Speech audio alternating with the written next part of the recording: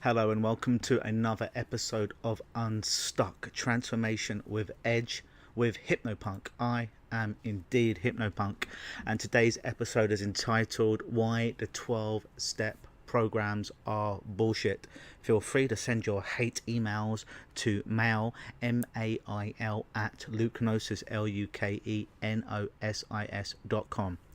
But before we get into that, I'd like to thank, as always, all of you that have been liking and sharing the podcast or any way you listen to it, whether it be on iTunes, Google Play, or when we up these to YouTube.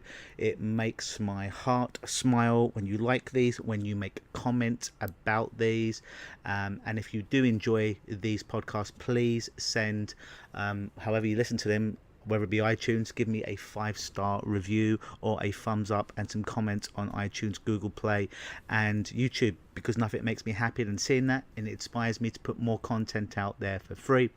Also, for you that do give me 5-star reviews on iTunes or the equivalent on Google Play, take a screenshot, send me an email, again at mail@lukenosis.com with the attachment, and we will book you a 30-minute unstuck session with me over the telephone or Skype. This is not a hypnosis session, this is not a therapy session, it's just simply 30 minutes that you get with me free of charge to talk about an area that you're stuck in, to help you to become unstuck, to maneuver you into new possibilities, yours for being a loyal fan. Now back to the subject at hand, why the 12 steps are complete and utter bullshit. We're going to go through these 12 steps today with a fine tooth comb. Have you ever thought about a fine tooth comb? I mean, is there such a thing as a fine tooth comb? Isn't a fine tooth comb really a toothbrush? But that's another story for another day. I think I just put myself into hypnosis there. So here's the thing. We're going to go through these 12 steps today. I'm going to tell you why I believe they're all bullshit. There's going to be a companion podcast that's going to come out next week. Same Luke time, same Luke place, same Luke channel, or should I say Hypnopunk channel, which is going to be an updated version of my addictions podcast, which I believe was in episode about number 10 or 11 when I started these out, but I've got an updated version of that with some new science and some new studies and some new understandings that will be coming out next week. But today it's 12-step programs, why they're complete and utter bullshit. And I know I'm going to upset some of you out there, and listen, here's my stance on it right now. If you've gone through the program, if you've been successful, if you're no longer doing the drug or narcotic you went in, you are free and you no longer see yourself as a victim. You've been free and clean for some time and you see that as the past and it no longer affects you, and that worked for you, great, more power to you. You're in the minority, but more power to you, okay? But I'm talking about the 90% of people that these programs, these steps don't work. And let me define work. Work's not stop for a week, a month, a year. Work as in you just no longer do that shit anymore, and you no longer see yourself as a victim, and you do not see yourself as a powerless, addicted person. That's what I mean. Does it work or doesn't it work? Okay, so let's go through the 12 steps, which is for Alcoholics Anonymous, but also for NA, Narcotics Anonymous as well, and most 12-step processes. Number 1. We admitted we are powerless over alcohol or your drug, that our lives had become unmanageable. So let's take that apart a minute. We admitted we are powerless over our drug, that our lives had become unmanageable. So the presupposition in that step is you are powerless, that you are weak, that this foreign object, this foreign substance outside of you controls you. So it puts you at effect of the cause. And if we know in hypnosis, neuro-linguistic programming, or any form of transformation, when you're at effect, you're essentially victimizing yourself. There's a whole podcast I did about victimizing yourself and cause versus effect. So you're saying that this outside foreign substance controls you, controls what you do, controls what you think. And as soon as you admit that it has complete power and you have no power, no say, because there's a gun to your head, and even if there was a gun to your head, you'd still have a choice whether to do it or have your brains blown out. Now, it may not be the best choice in the world, but there's still a choice inherent in that step right there. But we've admitted we are powerless over alcohol or a drug, and our lives have become unmanageable. absolute bullshit. Think, if you accept that sentence, you're accepting that you are powerless, that you're always going to be powerless, that this foreign substance controls you, controls how you treat your family, controls how you treat yourself, your career, your health, relationships, and you have absolutely no say in it whatsoever. It's running the bus. Do you see how it's completely disempowering, that it's complete and utter bullshit? It does not control you, because you make a choice to pick it up and you do it. It may not seem that you make that choice, whether it be unconscious or conscious. You're making a choice. It doesn't just jump up into your mouth or into your arm and consume you. You're making a choice, consciously or unconsciously, whether you think you are or not. Yes, you are. You are not fucking powerless. So number one, absolute bullshit. Put a line through that. Number two, in the Alcoholics Anonymous, is I came to believe that a power greater than ourselves could restore us to sanity. So there's a power greater than you. You're so weak, you are so broken, that you need to look to a greater power that can restore you to sanity, because you're insane right now. So many things wrong with that sentence. So many things. Now listen, if you're religious, more power to you. I'm not. I'm an atheist. But if you believe in God, Muhammad, Buddha, L. Ron Hubbard, whatever, and it helps to make you a better, more powered person, that you've got personal power and you're a better person as you maneuver through the world, more power to you.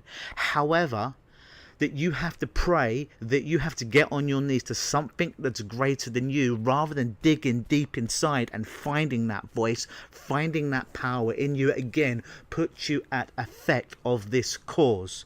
That something else needs to restore you.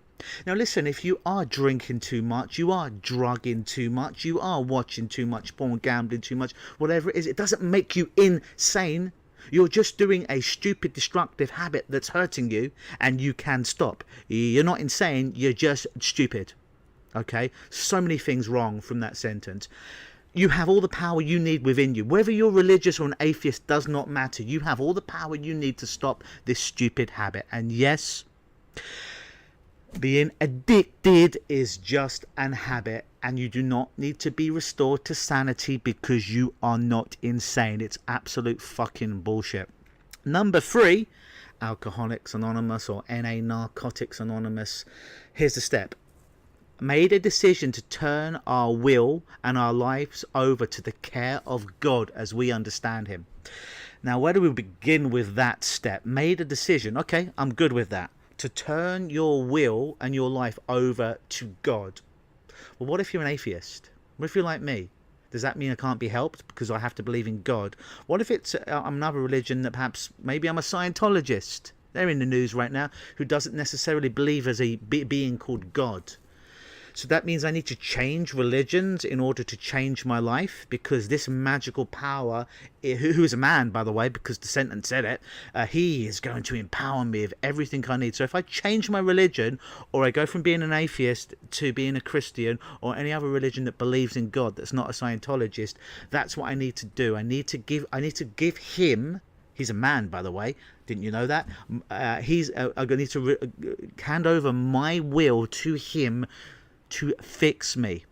How many fucking things are wrong with that sentence? I'm good with making a decision, but you need to hand over your will to somebody else, whether it be a religious deity, a religious god, or anyone else. Again, puts you at effect. You're a poor, victimized little child or baby that has no choice of this greater power that you probably will never see will heal you.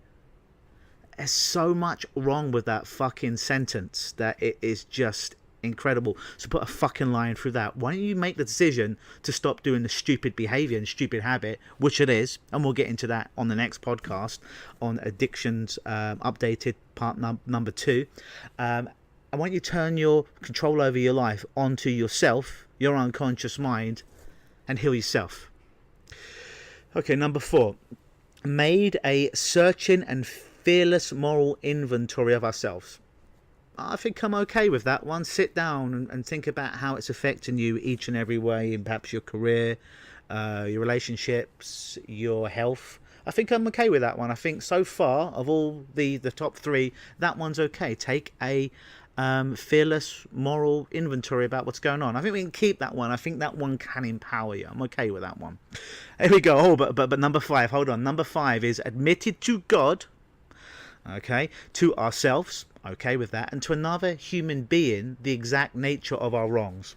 I don't know how I feel about this. Admitted to God, fuck that. Admitted to ourselves, sure. To another human being, if it empowers you to make change and you need a benevolent witness to observe that, and it empowers you, okay. The exact nature of your wrongs, I'm kind of okay with that. I mean, as far as wrongs, you're just doing something stupid. I don't think you're morally a bad person because you do any kind of drug, as long as you're not hurting anyone else, whether those be cigarettes, nicotine, whether they be alcohol or crack, cocaine or crystal meth or heroin. I don't think you're necessarily a bad person. I just think you're doing something stupid. So I'm kind of 50-50 on that one. Actually, but we've got God in there as well, right? So nah, I'm against that one. I think that's bullshit and kind of works against you. But admitting to yourself is the only part of that I think is remotely empowering to you. So if we take that and we chop off 2/3 of that step, I think we're doing okay. Number 6, were entirely ready to have God remove all these defects of character.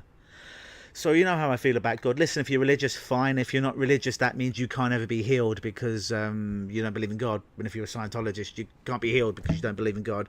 So that's complete bullshit. Your defects of character. You're defective. You're a defective toy.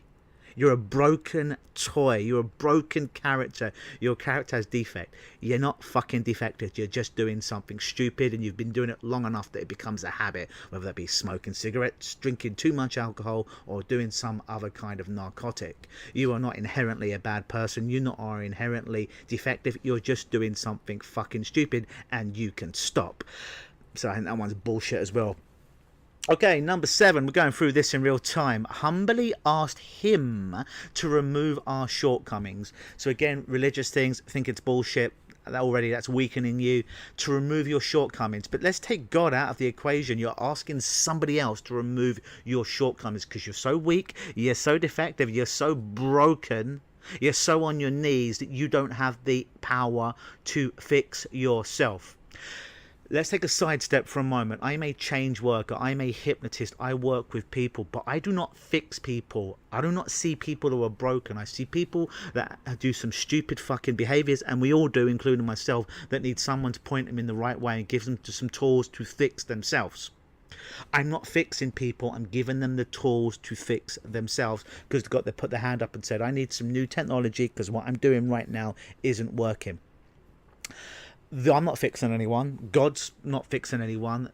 I'm giving them the tools to fix themselves because they're doing something stupid. So again, another thing to keep somebody weak and at the mercy of God. If God chooses to fix you or hear you, that's another bullshit that keeps you at effect of your problem. And by the way, folks, if you stay at effect of your problem, you are always going to have the problem, and you are always going to be weak, and you are always going to think you are broken. My whole job, and any great change worker's job, is to take you at course to show you how you're creating this problem in your life. And if you're creating it, the presupposition is you can stop creating it and create something better in its place. Number 8, made a list of persons who we have harmed and become willing to make amends to them all. Alright, so that one isn't too terrible. Here's my take upon it. There may be people that have passed away that perhaps you cannot speak to or make amends to in the real world if such a thing exists.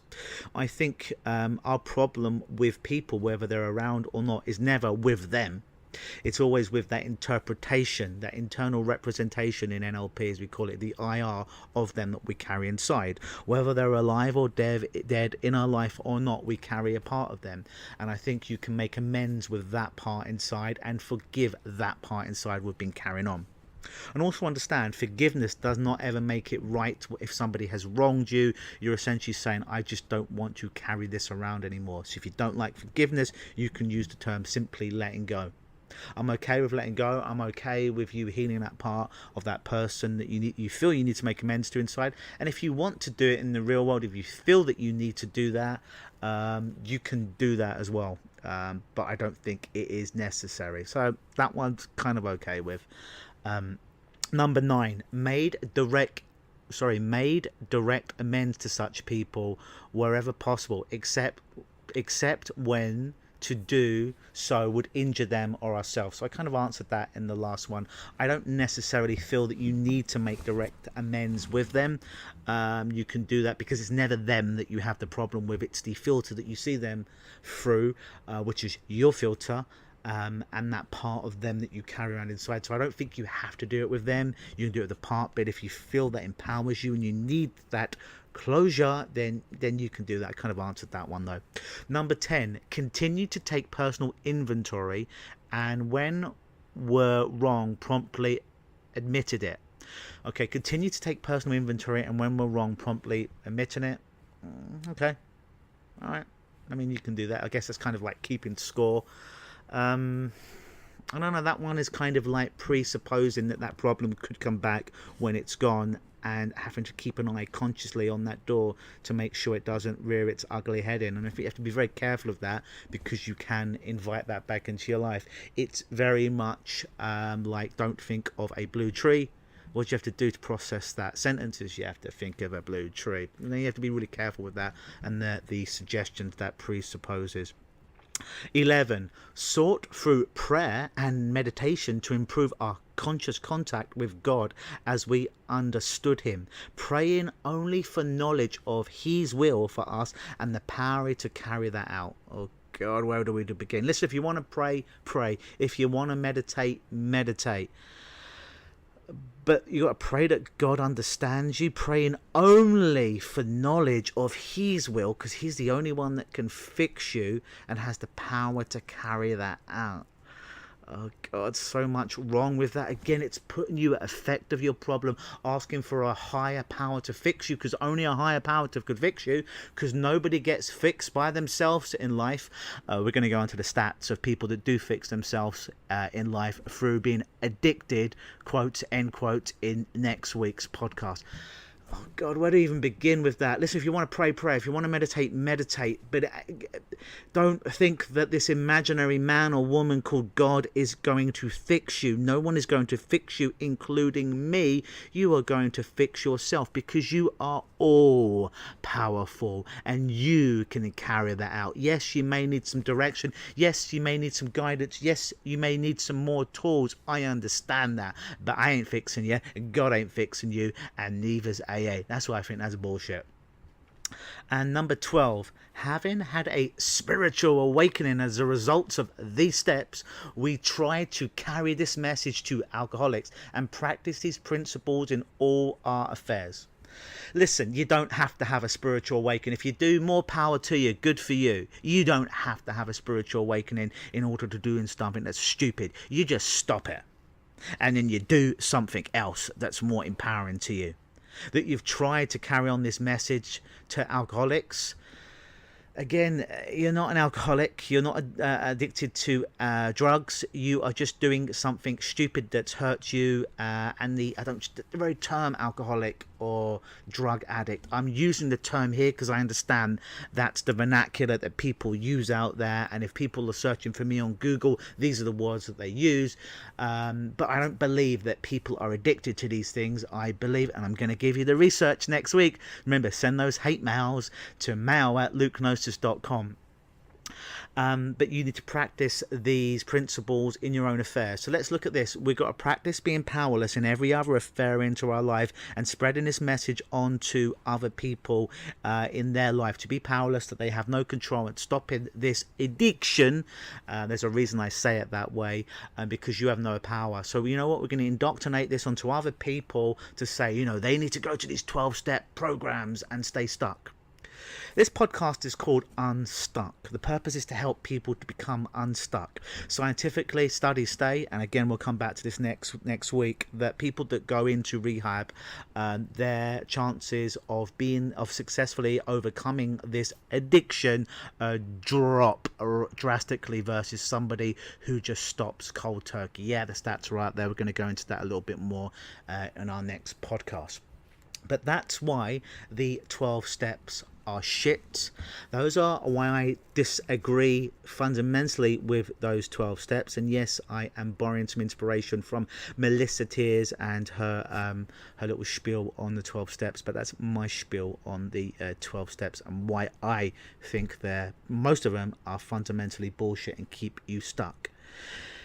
If this podcast is about making you unstuck, all of my work is about empowering you. So you don't need me. You don't need any other support group that keeps you stuck with other people that have the same beliefs, that are just waiting to fall off the wagon. Because once an addict, they're always an addict. I think it's bullshit. I think it's a nonsense dogma that keeps you stuck on the cycle of going through rehab over and over and over again. And this is why the success rates are, quite frankly, abysmal.